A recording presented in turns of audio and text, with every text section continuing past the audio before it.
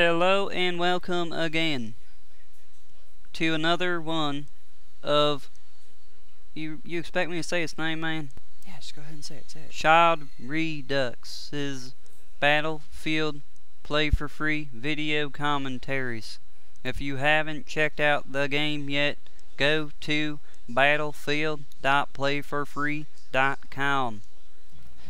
See, Jeremy, you did an awesome job. It wasn't that hard, See, was man, it? I don't know why you're making me do this. I feel like I'm stupid right now because you're having me read some jibby-jabber over here, and I don't know why you're having me read it. I told you, man, I do video commentaries. That's what I do. Yeah, okay, well, maybe what you want to do, but it's not what I want to do, okay? Okay, fine, So I got don't make me do this again. This is absolutely ridiculous. My cousin Jeremy, everyone. I feel like you're testing me or something, and I'm back in grade school learning how to read. Okay, well, there's just one more thing you have to read. And No, it's really man, that's what easy. you said already know last the time, you crazy. Come on, Jeremy, it's easy, Man, easy. Fine, Please, please. The person who suggested this... Are you serious? Well, what is that word? It's particular. Man, I ain't saying that word. Okay, fine, hurry up. The person that actually suggested, making this video for him, his name is UZIGUNNER. Man, I don't even know this guy, and I like him better than you. He ain't making me do anything. He just has a cool name. Alright, well, thanks, Jeremy. You're done here. Thank you. Man, I'm out of here. I want to play some more. Well, in case you guys haven't already guessed it, the gun that I'm actually using is the 416 carbine.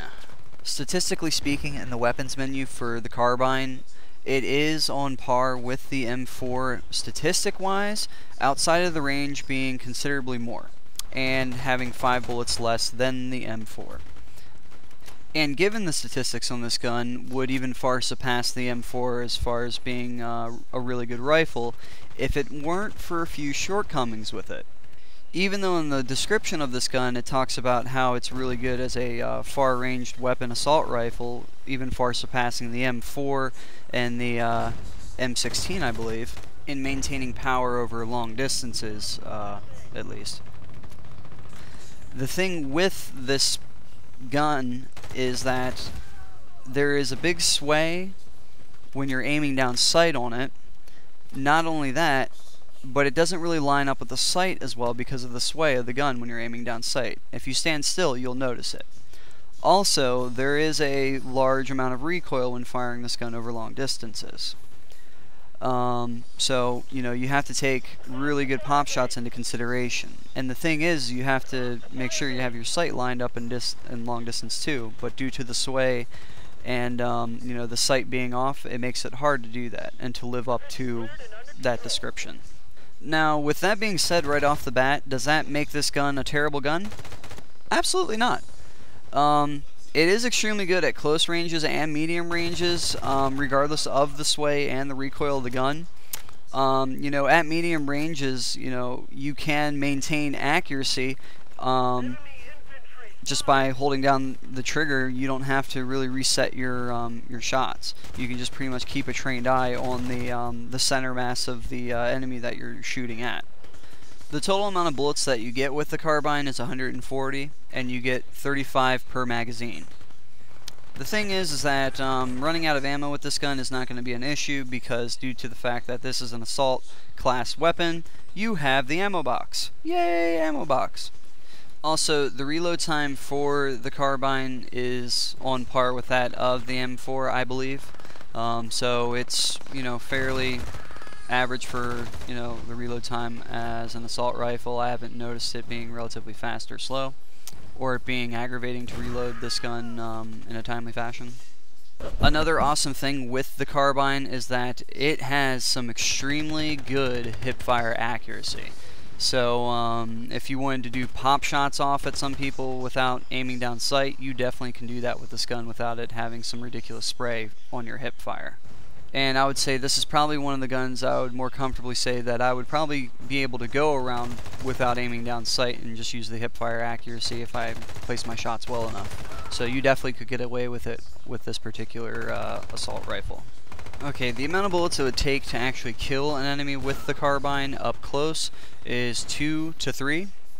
As far as medium range goes to actually kill an enemy, if you're just going for body shots, will take about 3 to 4.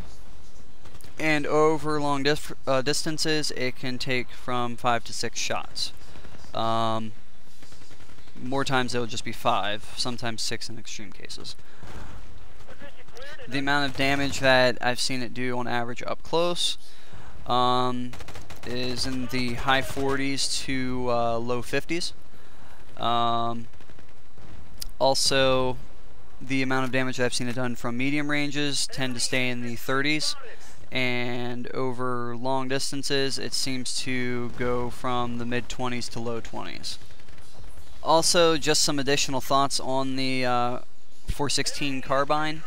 I definitely like the overall skin. It gives it a more rugged look compared to some of the other assault rifles. That it's actually been a bit war-torn, which is really excellent. So great job there. Also, if you notice that the sight that it uses is also very similar to the default weapon that the assault class carries, which would be the G3A4. So it's very similar in that aspect.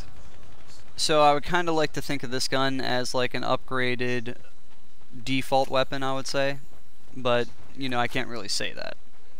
Also, what's really interesting about this gun is if you're doing jump and aiming down sight shots, you can actually maintain accuracy with it coming down from your jump and being able to maintain your kills. Also, you know, as far as the sight goes, you know, it's really nothing special in my opinion. Like I said, it looks similar to the G3A4. Other than that, it's just pretty much a good weapon to have, but would I suggest going through and purchasing it? I always suggest this for the battlefield veterans that are looking for a different change of pace for using a weapon. But keep in mind though that this gun is definitely going to be a bit of a not necessarily a learning curve, but there are tiny aggravations with it. Like I said, the sway is a bit aggravating, but nothing that a veteran wouldn't be able to overcome, or someone with lots of practice. That's all I have for this video commentary, guys. Just keep subscribing, keep commenting on your suggestions, and even try and come up with an idea of the intro. I'll see you guys next time.